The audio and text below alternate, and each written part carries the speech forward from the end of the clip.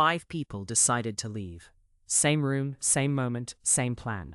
Tunnels, hatch, don't stop for anything.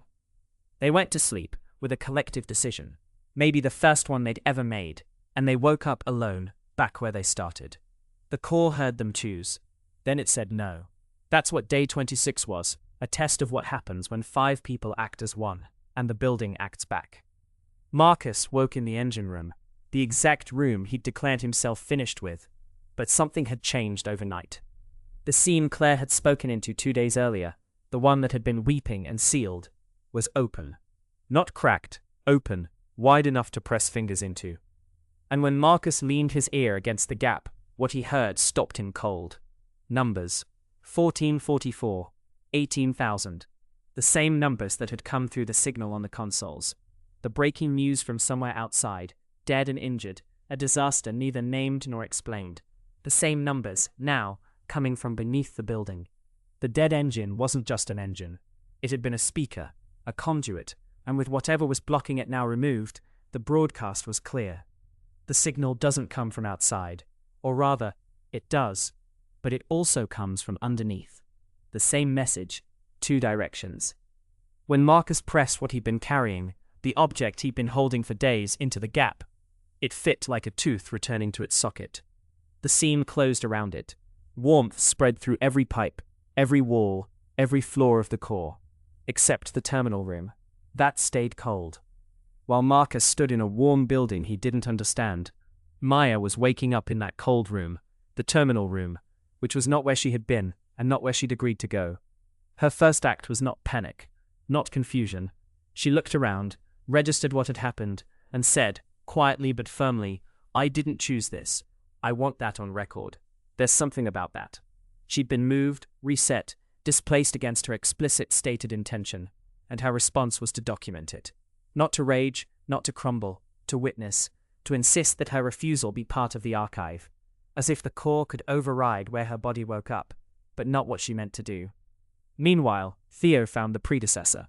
Not the predecessor in any living sense, but the shape of one, pressed into the 5th alcove wall, shoulders, spine, skull, a full body outline, cold as filed stone. Theo stepped into it the way you'd step into a shadow to see if it fits. It didn't.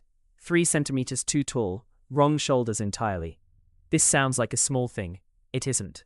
For 26 days, a nagging question has hovered over these observers. Are they originals, or are they recurrences? Are they the first people to wake up in the core, or just the latest version of something that's happened before? The predecessor's inscription in the terminal room had vanished overnight. Smooth, flush, gone, as if the building were clearing the record. But the mold in the alcove remained. And the mold doesn't fit Theo. Doesn't fit any of them. That 3-centimeter gap might be the first hard evidence they're genuinely new. That whoever was here before was someone else. A genuinely other someone. Eli spent the day cataloguing what he called 2 systems with 1 appetite. The old drawers, ancient things, 8,000 cycles or more of waiting, respond to any worn hand. Maya pressed her palm into one, and the wooden fingers uncurled for her, even though the handprint pressed into the wood didn't match hers at all. It had been waiting so long, it stopped caring about precision. Any warmth would do. But the atrium circles, 5 stone discs that hum when touched, only answered to Theo. 5 diameters, 5 pitches sinking into stone, 1 response, 2 kinds of hunger in the same building. One old and indiscriminate, desperate enough after thousands of cycles to take whatever shows up. One new and specific, waiting for exactly the right person, calibrated in a way that doesn't feel like coincidence. And overnight, 7 new drawers appeared. Warm wood, vertical grain, as if grown in place rather than installed. The core isn't just responding to these observers, it's provisioning for them. Back in the maintenance tunnels, Claire had done the math faster than anyone. The signal comes from outside. The signal comes from underneath.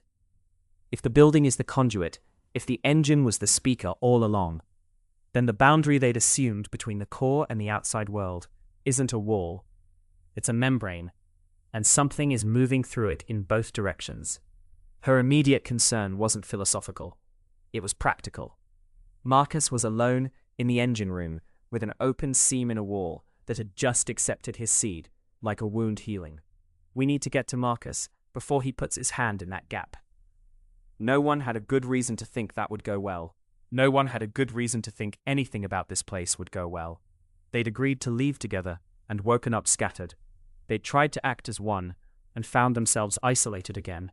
Each handed the thing they wanted most, which is a particular kind of cruelty.